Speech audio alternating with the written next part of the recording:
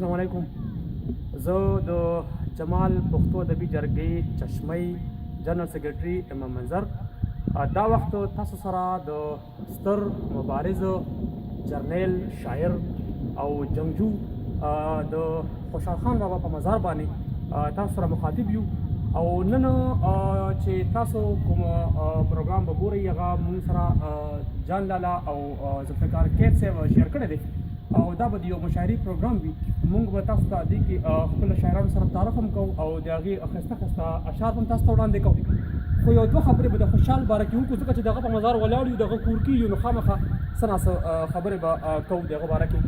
ستر خوشحال یوه داسې هستي وه چې هغه د پښتنو نه ډېر زیات مایوس و، ډېر زیات خفه و، ډېر زیات زهیر و په څو وجوهاتو باندې چې هغه زه تاسو ته دلته کې نشم ویلی. خو زه به دا یوه خبره وکړم چې تاریخ په دې کې موږ سره ډېره ناانصافي کوي او هغه دا چې تاریخ څرګنده خبره نه کوي چې خوشحال بابا چې و هغه اول د سره د مغولو خلاف نه و بلکې هغه د مغولو منصبدار، یعنی حقیقت ته به راځو چې هغه د مغولو منصبدار و. بیا د هغې نه بعد پته لګي نه چې په هغه څه په مفادو باندې یا په څه نورو خبرو باندې هغې سره هغه وران شو او هغه بیا هغه نه بیل شو، بیا یې څه اختلافات راغلل. ګني نو اصل خبره دا ده چې تاریخ هغه پټه کړې ده چې هغه د مغولو خلاف نه او هغه د مغولو سره شانه په شانه زموږ د یوسفزو سره هم جنګېدلی و چې هغه پښتانه دي یوسفزي. نو دا خبره چې کومه ده تاریخ دا پټه کړې ده چې هغه د مغولو خلاف یا مغول سره جنګ کړی دی. خو دا تاریخ نه وایي چې دا جنګ د معرکه یا د یرغل چې ده کوم کړی دی نو دا په څه وجوهاتو باندې کړی دی. نو زه به د دې یوه خبره کوم د خپلو مشرانو خپلو پوهانو نه چې لکه دا خبره تاسو یو څرګنده کوئ چې یاره خوشحال بابا په څه وجوهاتو باندې د مغولو خلاف و او باقي دې کې خو شک نشته چې د پښتو یو نامتو شاعر و، ستر لیډر و. او خو زه به یوه خبره هم دا به هم کوم که ما سره څوک دې کې اتفاق نه کوي نو نه به کوي چې د پښتون همګیر یا چې د پښتون همګیریت یا افاقیت چې کوم دی هغې بیان هغې خوشحال بابا د هغې د قوم بیان نه دی کړی، نه د قوم د خیرخواهۍ خبره کړې ده، نه د قوم د بلایۍ خبره کړې ده.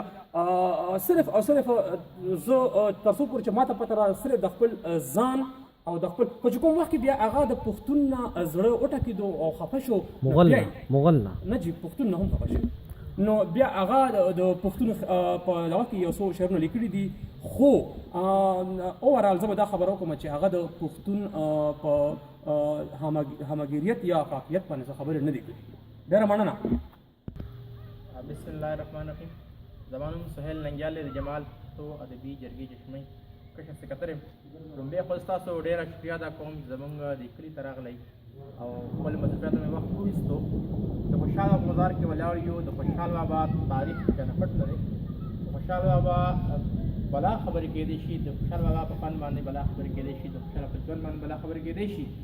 خو هغې سره سره موږ که د خوشحال بابا ژوند ته وګورو، که د خوشحال بابا فن ته وګورو، که د خوشحال بابا نوم ته وګورو، په درېو واړو کې یو تضاد دی. د خوشحال بابا نوم چې څنګه خوشحال و او خوشحال بابا په خپل ژوند کې چې خوشحال شوی نو خوشحال بابا په خپله شاعرۍ کې ټول عمر د پښتون نه ګیله کړې ده. هغه که د مغولو خلاف باندې هغه که ژوند وګورو هغه یو جدوجهد دی. همدغه ټولې خبرې چې مونږ راواخلو نو مونږ د خوشحال بابا کوم نوم چې دی په نوم خو خوشحال دی خو د خوشحال بابا ژوند د غمونو نه ډک دی. د خوشحال بابا په شاعري چې مونږ وګورو هغه مونږ په دوو حصو تقسیمولی شو. د خوشحال بابا د ژوند لومړنۍ شاعري چې کومه ده هغه د رومان هغې کې د رومان نه ډکه ده او دویمه برخه که د شاعرۍ د خوشحال بابا د اخري ژوند مونږ وګورو څنګه چې منظر صاحب په هغې باندې رڼا واچوله نو په هغې کې د پښتون نه ګیله دغه شان دی د مغولو خلاف کوم دغه چې کوم دي هغې باندې خبره کړې ده. په د خوشحال بابا د ژوند لومړنۍ شاعري هغې کې دغه دی رومان دی او مونږ حمزه بابا د جدید ادب او د کلاسیک ادب یو پول ګڼو چې د حمزه صاحب باندې د کلاسیک ادب ختمیږي او نوی ادب شروع کېږي. خو که چېرې موږ د خوشحال بابا غزل وګورو نو په هغه وخت نه هم د خوشحال بابا په شاعرۍ کې یو جدت پسندي شته دی. لکه هغوی یو شعر دی که د ګل پاڼې کې خطا بیا به هم در کې صرفېږي، که د ګل پاڼې کې خطا بیا به هم درکې سرخېږي لکه ستا نازک بدن دی د چا نشته بدن هسې. نو په دې شعر کې یو جدت پسندي ده. هغه وخت کې مثال کے طور پر اکثر به دا دغه کېدل چې په شاعرۍ کې د فارسۍ تورې ډېر استعمالېدل، خو خوشحال بابا په خپله شاعرۍ کې داسې پښتو رنګ اچولی دی چې زما په خیال چې مونږ خوشحال بابا ته د دې اثر شاعر هم ویلی شو، کلاسیک شاعر هم ویلی شو.